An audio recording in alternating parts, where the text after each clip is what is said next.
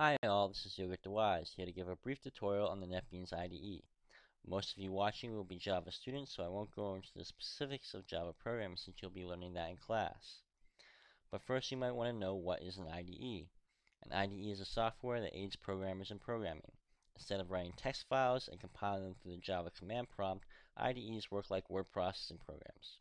So like a spell checker, if I make a mistake, it can give me a hint on what I can do to fix it. IDEs also provide a compiler, debugger, and other tools and libraries to help you make programming easy. The first thing you want to do is make a project. A project is like a folder of all the files associated with your program. A project is specific to Netbeans. It doesn't have anything to do with your Java code. So, keep the idea of a project and Netbeans together and don't get them confused with your Java code. So first, we're going to go to the top left here, click this New Project button. Here, since we're making a Java application, we will just click Java, Java Application, and click Next. Under Project Name, we will call our project Sample, and check the project location to make sure it will save in the correct location. We want to make a main class and set it as our main project. To the left here, we have our package name. To the right, we have our class name. For now, we'll just click Finish so that I can show you how to change those names after the fact. Here, you have your source code. On the top left, you have your project name. Here, you have your package name sample and your class name sample. That's pretty confusing, so let's change those names. Right-click Sample, go to Refactor, Rename. Let's change this name to Sample Program and click Refactor. Notice the package name has changed.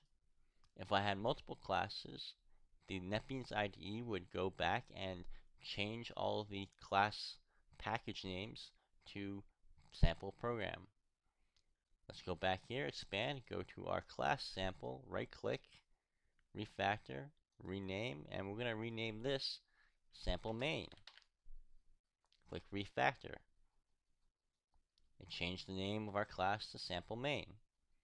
If I had multiple calls to this class, the Netbeans IDE, by refactoring, would change all those sample class calls to sample main calls. It's one of the benefits of an IDE and the refactor capability. So let's start programming. We have our package name, our class, and our main arguments. The main arguments are required in every Java program in order to tell the program where to start. So let's write a simple print statement. We'll go system.out.println, and we'll write a string, my program, and we can test this out by clicking the run button here. My program prints out in the output panel. The build was successful. Very good. So most of the time when you program, you're going to want to keep your main class pretty clean. You're going to want to call other classes to do most of the work for you, and we can do this by creating a new class. We can go to the top left here, click New File, select Java, Java Class, click Next. We can name the class. We'll call this one Sample Class. We want to make sure the location is under the source packages or wherever you may need it. Sometimes you have a test package. Just make sure it's all in the right place before you click Finish. So now we have our package sample program and our new class, sample class. Let's write a simple method for our new class.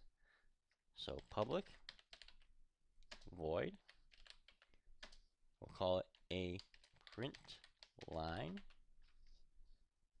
and I'm going to do some poor programming here to show you something.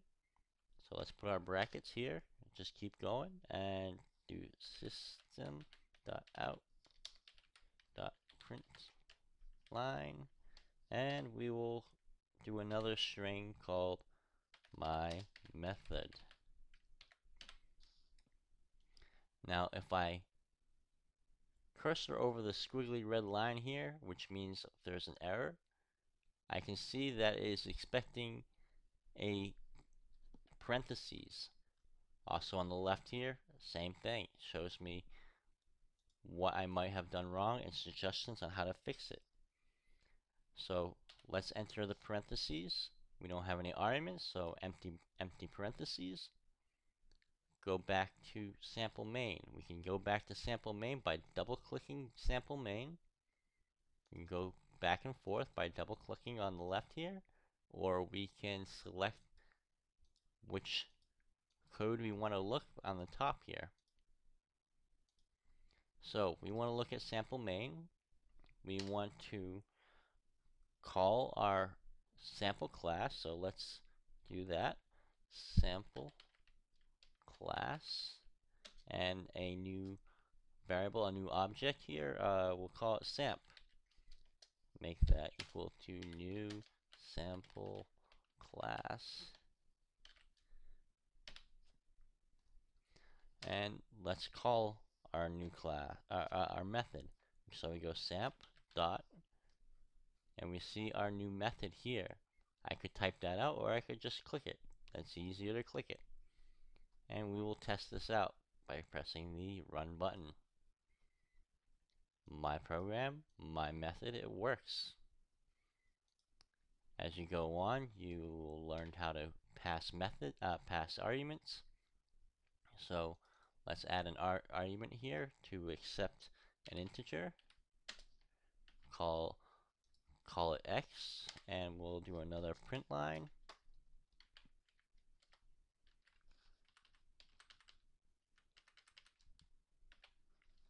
And let's run it.